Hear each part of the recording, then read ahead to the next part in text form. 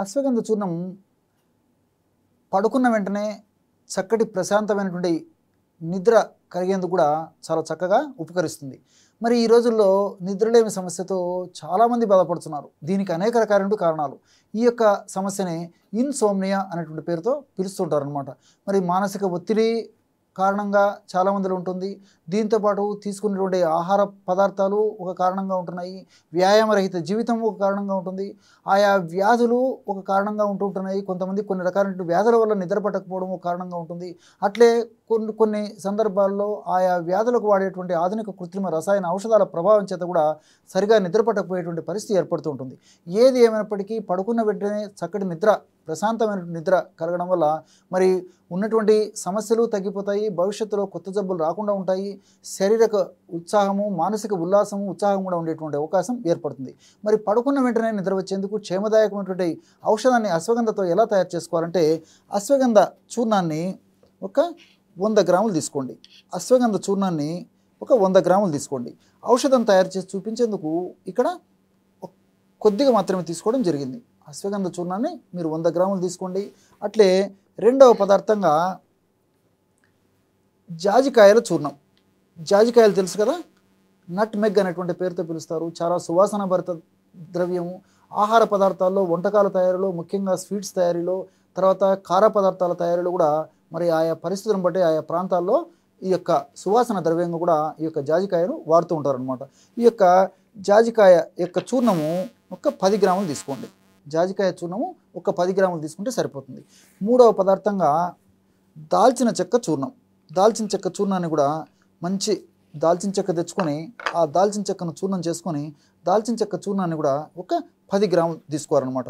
అంటే అశ్వగంధ చూర్ణము 100 గ్రాములు, అట్లే 100 గ్రాముల అశ్వగంధ చూర్ణంలో 10 గ్రాములు జాజికాయ చూర్ణము, అట్లే 10 గ్రాములు దాల్చిన చెక్క చూర్ణం. 3 పదార్థాలు బాగా కలపడం వల్ల అద్భుతమైనటువంటి నిద్రను కలగజేసేటువంటి, క్షేమదాయకమైనటువంటి, ఎలాంటి సైడ్ ఎఫెక్ట్స్ కలగనైనటువంటి, మంచి సైడ్ బెనిఫిట్స్ ఉండేటువంటి ఔషధం రెడీ అయిపోతుంది. చూశారు కదా, కేవలము ఈ యొక్క 3 పదార్థాలను కలపడం వల్ల బ్రహ్మాండమైనటువంటి నిద్రను కలగజేసేటువంటి ఔషధం ఒక పావు నిమిషం లేదా అర నిమిషం లోపే తయారైపోయిందనమాట. ఈ విధంగా తయారు చేసుకున్నటువంటి ఈ యొక్క ఔషధాన్ని ఒక గాజు సీసాలో నిల్వ ఉంచుకోవాలి. ఆధునికంగా మనం ఆలోచించినప్పటికీ అశ్వగంధ పేరులోనే ఉంది విథానియా సోమ్నిఫెరా అని. అన్య భాషలో సోమ్న అంటే నిద్ర అనేటువంటి అర్థం, నిద్రను కలగజేయడం అనేటువంటి అర్థం. విథానియా సోమ్నిఫెరా అంటే నిద్రను కలగజేసేటువంటి అత్యద్భుతమైనటువంటి ఔషధ గుణాలు, రసాయన తత్వాలు, ముఖ్యంగా విథనలాయిడ్స్, విథానిన్, సోమ్నిఫెరిన్ అనేటువంటి రసాయన ద్రవ్యాలు ఉండడం చేత నిద్రకు చాలా ఉపకరిస్తుంది. కాబట్టి దీనికి విథానియా సోమ్నిఫెరా అని చెప్పేసి లాటిన్ భాషలో నామకరణం చేయడం కూడా జరిగింది.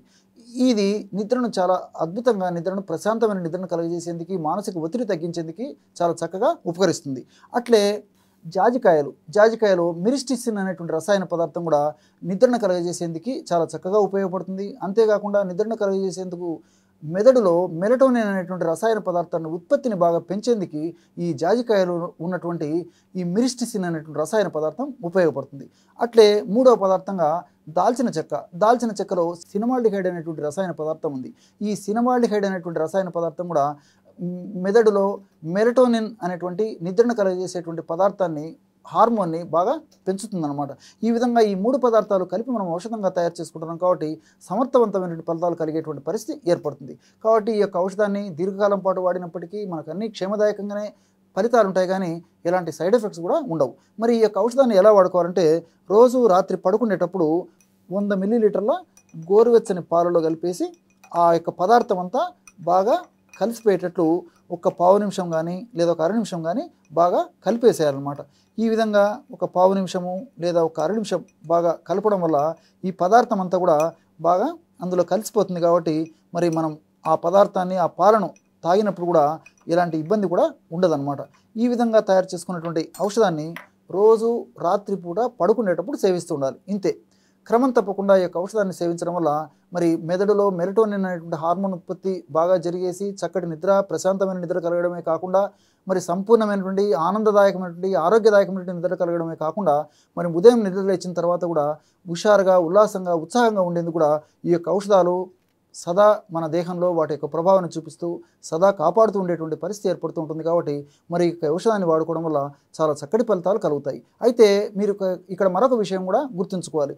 చాలామంది మరి ఆధునిక కృత్రిమ రసాయన ఔషధాలకు అలవాటు పడిపోయి ఉంటారు. అంటే నిద్ర మాత్రలు మింగడము, అదేవిధంగా ఇంజెక్షన్ చేయించుకోవడము, టానిక్స్ తీసుకోవడము, ఇలాంటి అనేక రకాలైన పద్ధతులు వాడుకుంటారు. కాబట్టి మరి ఈ యొక్క ఔషధాలు, ముఖ్యంగా ఆయుర్వేదం ఔషధాలు 100లో 90% వరకు కూడా క్షేమదాయకంగా పనిచేసేటువంటి ఔషధాలు. కాబట్టి ఇవి మన దేహంలోకి ఎంటర్ అయ్యేసేసి వాటి యొక్క ప్రభావాన్ని చూపించేందుకు కొంత వ్యవధి అవసరం. కాబట్టి శరీర తత్వాన్ని బట్టి, వ్యాధిని బట్టి, వ్యాధి యొక్క అవస్థను బట్టి, వ్యాధి యొక్క వృద్ధిని బట్టి మరి యొక్క ఫలితాలు కొంతమందికి వారం 10 రోజులు పట్టవచ్చు, కొంతమందికి ఒక 4-5 రోజులు అదనంగా పట్టవచ్చు. కానీ శరీరము ఒక రిథమిక్గా తయారయ్యేదానికి, అంటే శరీరంలో ఒక పద్ధతి ప్రకారం హార్మోన్ సక్రమంగా, అంటే ముఖ్యంగా మెదడులో నిద్రను కలుగజేసేటువంటి హార్మోన్ సక్రమంగా ఉత్పత్తి అయ్యేదానికి కొంత సమయం అవసరమవుతుంది. కాబట్టి మరి ఆ సమయం కొద్దిగా ఓపిక మీరు వాడుకున్నట్లయితే మరి ఒక్కసారి మరి క్రమక్రమంగా చక్కటి నిద్ర రావడం మొదలైతే మరి రోజు కూడా ఈ యొక్క మందుల ప్రభావం చేత సక్రమైన నిద్ర వస్తుంది.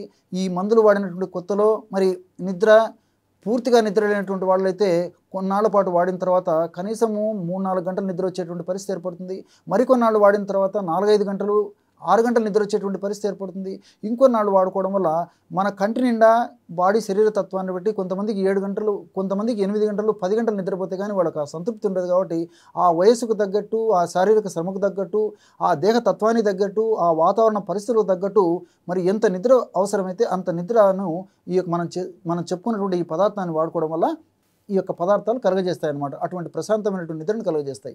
చూసారు కదా, ఎటువంటి సులువైనటువంటి ఔషధ యోగాలని ఈ అశ్వగంధాన్ని ఉపయోగించి, అంటే ముఖ్యంగా నడుము నొప్పుల సమస్య తగ్గేందుకు ఎటువంటి చక్కని ఔషధాన్ని తయారు చేసుకుని వాడుకొని లబ్ధి పొందవచ్చు.